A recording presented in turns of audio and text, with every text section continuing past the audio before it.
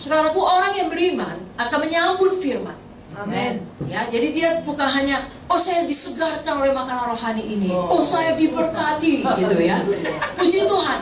Tapi itu tidak cukup. Langkah selanjutnya ada perubahan. Amin. Ada tindakan. Amin. Ya, kalau hari ini kita dengarkan firman dari Bu Mutia dengan contoh-contoh praktek yang sangat jelas, yang memang disampaikan dengan hati yang mengasihi untuk menolong kita sampai pada panggilan Tuhan tadi. Dan sejak awalnya itulah kehendak Tuhan bagi kita yang sempurna. Mari kita ada perubahan, mari kita ada tindakan. Amin. Ya, dimulai dari perkataan iman kita yang mengatakan betul itu firman Tuhan itu.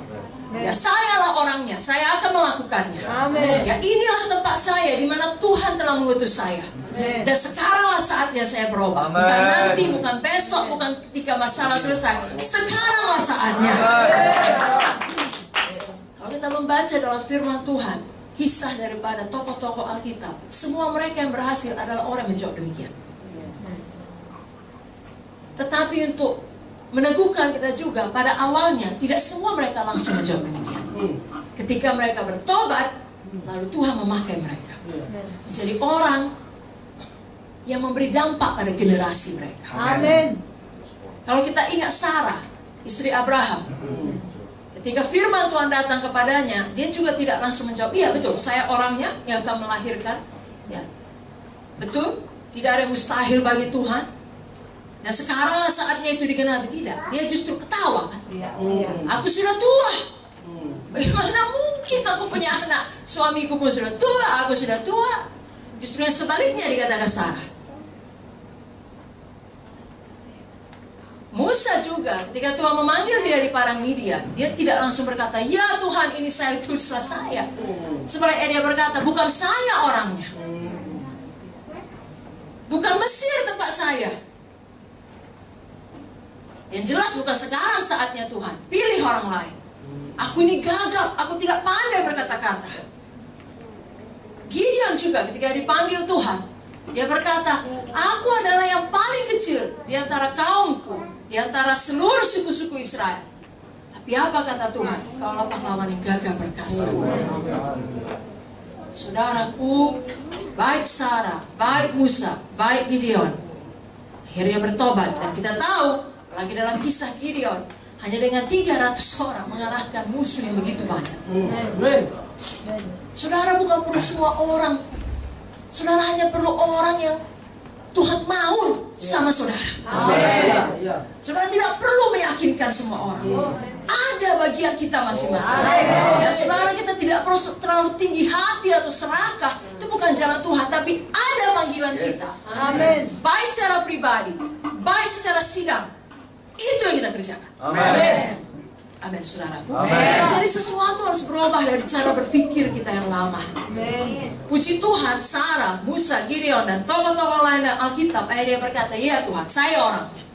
Ini tempat saya. Artinya, betul, ini panggilan Tuhan, saya kerjakan maksud Tuhan. Amin. Dan mereka tidak lagi menunda-nunda, mereka bertindak dengan iman. Sekaranglah saatnya. Lalu hidup mereka memberi dampak yang luar biasa. Amin.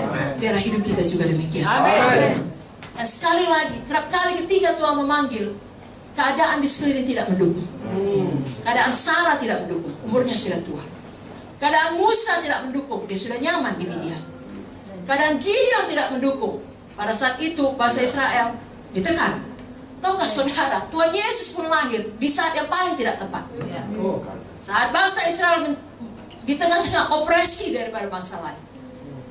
Tapi Tuhan, sekali lagi, memanggil saudara sesuai dengan waktu yang dia anggap tepat. Amin. Sekali lagi, dialah Tuhannya, bukan kita.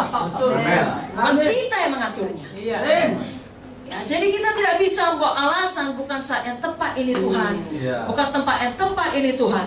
Semua orang di Alkitab dipanggil di saat yang paling tidak tepat. Dan maaf saudaraku ya, kalau kita mau jujur, keadaan tidak akan tambah baik. Sekali lagi, keadaan tidak akan bertambah. Alkitab sudah menubuatkannya dalam buku 2 Timotius 3. Pada akhir zaman, keadaan Suka. Saya bacakan 2 Timotius 3 ayat 1 sampai 5. Ketahuilah bahwa pada hari-hari terakhir akan datang masa yang sukar. Manusia akan mencintai dirinya sendiri. Kira-kira udah banyak begitu? Dan menjadi hamba uang. Ada yang begitu? Mereka akan membuat dan menyombongkan diri. Mereka akan menjadi pemfitnah.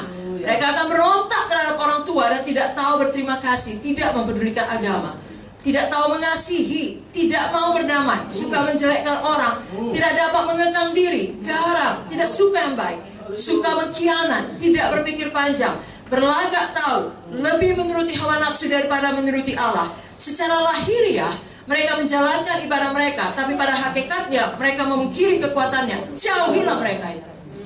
Tuhan bahkan tidak berkata, janganlah kau menjadi kecewa oleh mereka, jangan kau syok, ya, atau jangan berusaha mentobatkan mereka. Jauhilah mereka itu. Kenapa? Karena saudara harus memastikan saudara maju di dalam panggilan Tuhan. Amin. Dan biarlah Roh Kudus bicara kepada kita masing-masing. Amin. Amin, saudara. Amin. Kita bukan hanya menjawab panggilan Tuhan sekali, katakanlah ketika kita altar call, atau yang berikutnya ketika kita menjadi hamba Tuhan, menyerahkan hidup sepenuh waktu. Tidak. Kita menjawab panggilan Tuhan terus-menerus dalam hidup kita. Amin. Mana kita tidak berhenti dalam satu titik yang kita anggap sudah cukup, saya sudah nyaman. Saudaraku, dunia ada di dalam kegelapan. Justru makin jahat satu tempat, Tuhan makin butuh saudara di sini. Amin. Karena kegelapan lah yang membutuhkan terang. Amin. Ada banyak hamba Tuhan senang melayani di tempat yang nyaman. Ya. Tapi sebenarnya Tuhan butuh hamba Tuhan di tempat yang paling tidak nyaman. Haleluya. Bayangkanlah menjadi hamba Tuhan di zaman Elia, dengan Raja Ahab, dengan istrinya Izebel. Itu tempat yang paling tidak nyaman. Tapi Tuhan butuh Elia. Amin. Saya tidak tahu dengan daerah saudara, tapi Tuhan tahu dan Tuhan butuh saudara. Dan daerah-daerah sekitar saudara, karena tidak ada kebetulan. Amin. Tuhan butuh terang di tengah kegelapan. Amin.